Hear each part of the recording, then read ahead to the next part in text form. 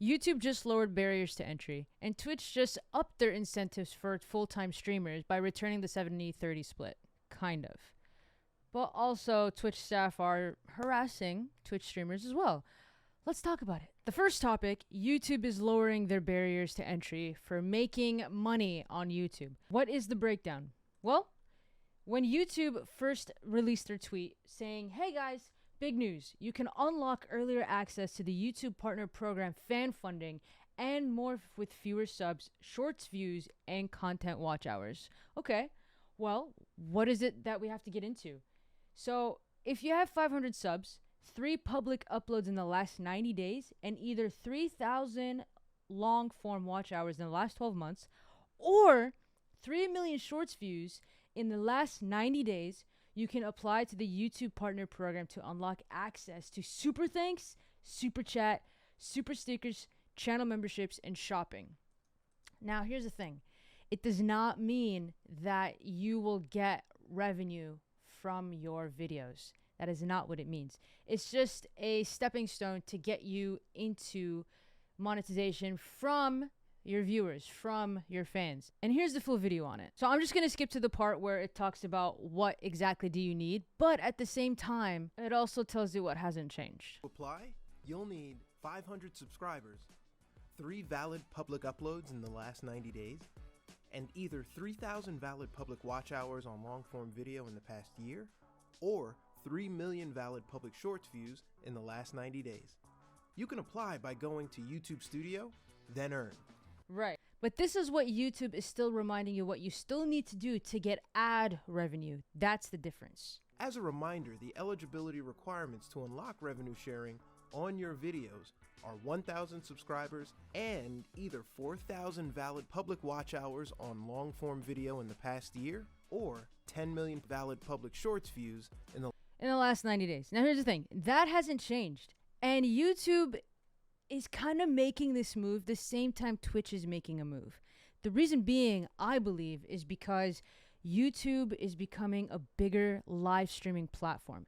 And this is what they're going to do, because when they talk about the super thanks, the super chat, the super stickers, and the channel memberships, and even shopping, this is moving towards live streaming and is pulling people away from Twitch, which I talked about last video when I said Twitch doesn't really have a competitor, so they can do whatever they want. But now YouTube is upping their game and getting people to stream on their platform. Very, very bold move to even lower the barriers to entry. But the reason I believe that YouTube also has a high barrier to entry for ad revenue streaming is because, for one thing, if you have 4,000 watch hours and 1,000 subs, the return on ads on the people that watch your views is pennies. It's not even worth it. So it makes sense for you to work hard to get to that threshold, so that way you can make more. And plus, you are established and you know the rules of the game, which makes sense. I don't mind that. It's much harder to do, of course. I mean, compared to like 2015, where it used to be just 10,000. Now it's easy. It's kind of easier, but also you still have to reach the second part of the threshold, which is fine by me. And for me personally, I recently reached 1,000 subscribers, but I still have about maybe 1,500 watch hours to go. And it's hard. It's hard. Now, if I reach the 3,000 watch hour time, yeah, I can reach the super thanks, the super chat, and the shopping, which is pretty cool. So I'm not far off from that. And the thing is, they started effective immediately. But now let's move on to what Twitch is talking about. Twitch recently made really big news, which is the Partner Plus program.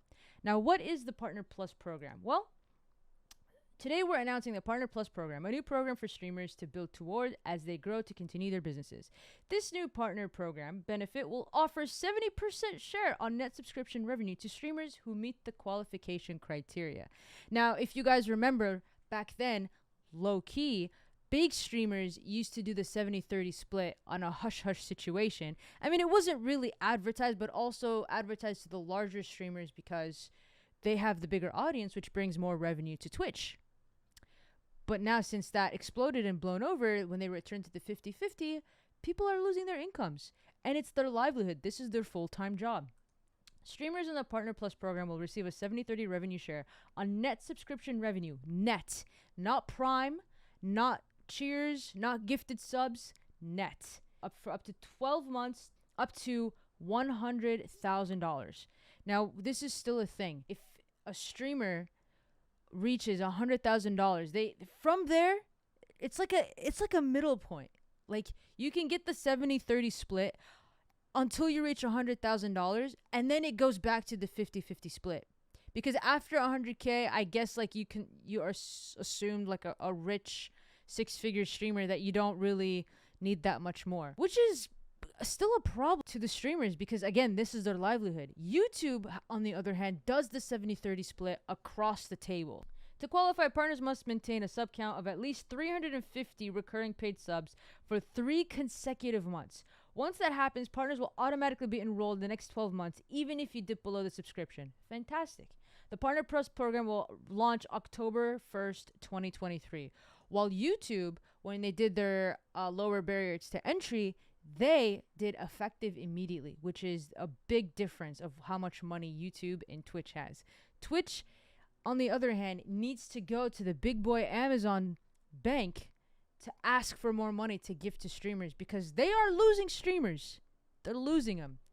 And for that 70-30 split, at least to bring somewhat of it back, is kind of a good move, but not good enough. Now, the thing that really is cool what happened here is that the Twitch staff actually made a full Q&A, and they did a full hour's worth of it. If you guys want to go check it out, go ahead. But they answered a lot of great questions, but I don't know if it's going to be good enough. You know, it's an hour's worth, great questions. There's some things that they need to fix. Even I didn't really research much on what questions was asked, but they went ahead and they just, went out of their way to just answer every questions they have. And plus they, want to work on some things that is a problem to the Twitch community. And I think the Twitch community needs a lot more of that. But here's the thing. YouTube does 70-30 split across the table. Twitch does the 70-30 split, kind of.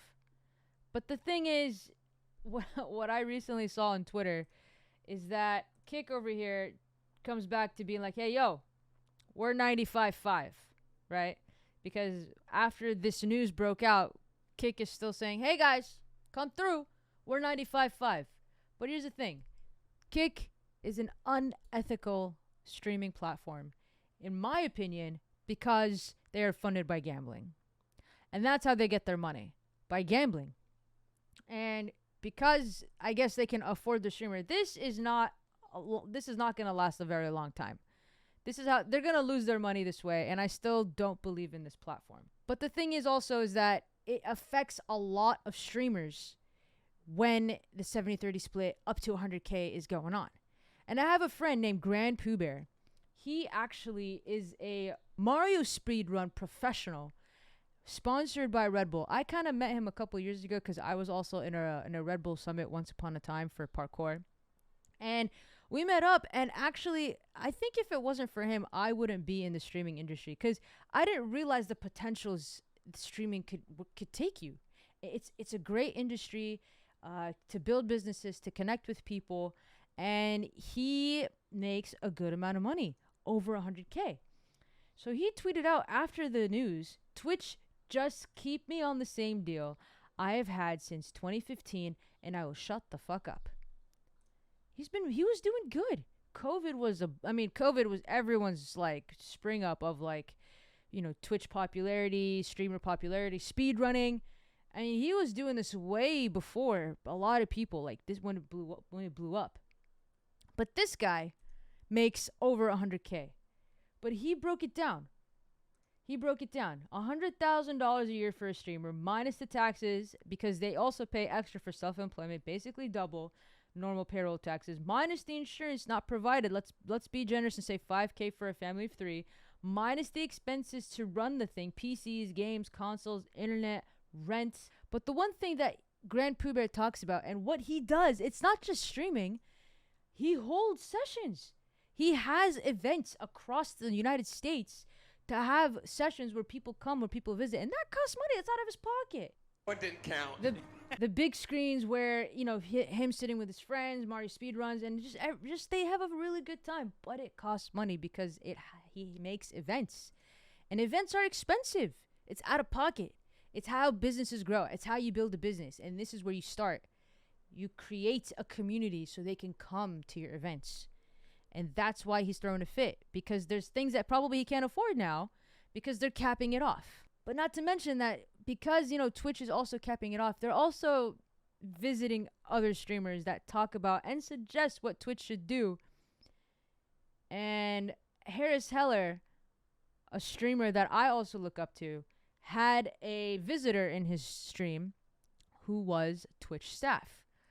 And let's watch a little bit of this video of what happened here.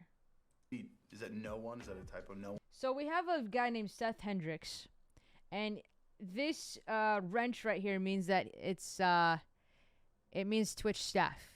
And so it says, Harris, I love you, but I also would love to talk to you one-on-one sometime. And this is because, what he wants to offer to Twitch. So let's watch this video fully and talk about it. I love you, but I would also love to talk to you one-on-one one time. The but is that I think you have a lot of good ideas, but you're missing so much. No is saying you're wrong about anything. Maybe, is that no one? Is that a typo? No one's saying you're wrong about anything. You just have so many assumptions that are way off. No one's saying you're wrong about... So he comes into his stream, and then he just, disses him. Like, what you're saying is way off. Okay, well, let's talk about it. Anything, you just have so many assumptions that are wrong.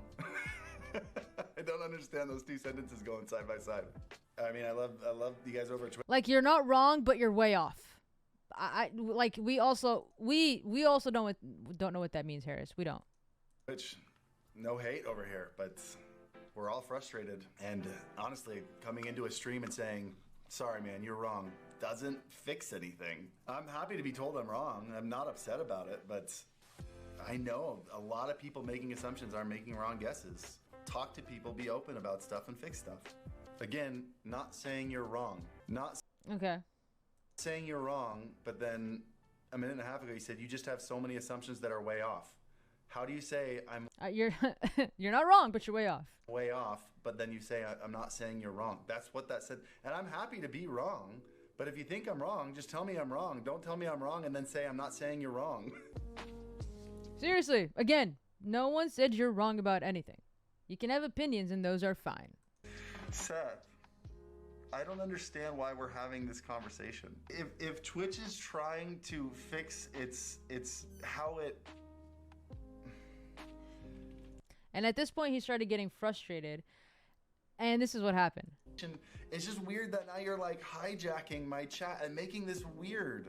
I want to end my stream right now because I feel so uncomfortable with being gaslit by a Twitch chat, by Twitch staff on my live stream. What is happening here? I just banned him. This is the funny part. Wait, can I not ban you? I hit the ban button and then you chatted again anyway. You cannot ban staff. Oh my gosh. You tried to ban me? Of course I tried to. Wow. Imagine how much authority you have to not be banned off Twitch, but you could literally hijack and harass Twitch streamers and do whatever the fuck you want and not be banned because you're Twitch staff. Like super authority. Which is crazy to me. And then he embarrasses him oh my god, you tried to ban me. Wow. Yeah, because you're being disruptive. You're not being communicative. You're just throwing out stuff and just making him feel uncomfortable.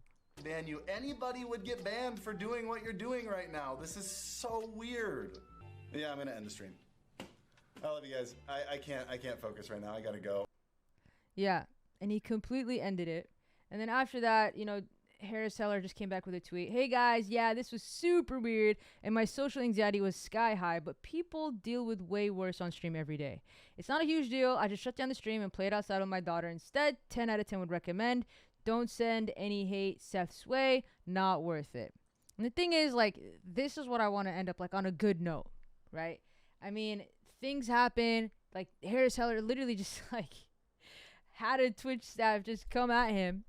And in the end, he just completely ended the stream. He's like, all right, guys, listen, I'm going to take a break. I'm good. I'll be back when he's gone. And the thing is, it's very tough at this situation for a lot of Twitch streamers because it's very frustrating that the revenue is just being played with. It's being played with. And looking at all of this, and again, and I said this last video, you guys have to analyze which streaming platform is going to be best for you. If all of these criterias of YouTube, lower barriers to entry, but still you have to do the ad revenue of 1,000 subscribers and 4,000 watch hours, you know, if you can work hard for that, go ahead. As an associate as an affiliate in Twitch, 50 followers and a couple or 12 hours of streaming will get you an affiliate, but at a 50-50 split. So you're already making money as it is. But then for the larger streamers, going back up to 70-30 until 100K. And also, you have to, one of the questions was that you have to be a partner first, and then you can go and move up to Partner Plus. So once you're accepted being a partner and like be approved for those check marks, I guess, then you can go to Partner Plus if you qualify for that. A lot of things are happening in the streaming world. It's getting bigger and bigger. People, love this stuff, love streaming, love having a good time. I mean, who doesn't? But what is it going to benefit you in the long run? And if people's money are being played with Twitch, what is the long-term longevity of your career? Is it worth it being a streamer full-time forever? Is it worth it to switch streams? That's, up to you guys to decide. Me personally, like I said before, I've made I made the switch from Twitch to YouTube, even though I'm making literally no money from this. But it's fun, and I get a lot more viewers on YouTube than definitely on Twitch. And in the long run, I know it's going to be worth it. Unless Twitch does something that is super amazing, I still don't see any reason to go back to there. But let me know your opinion on it. This was like really, really crazy summary of everything that's going on. And it's crazy that YouTube and Twitch are releasing the news at the same time. This is only the beginning of YouTube. I can tell you this right now. Twitch is just playing catch up at this point. Anyways, subscribe if you haven't already, and I will see you guys next video. Peace.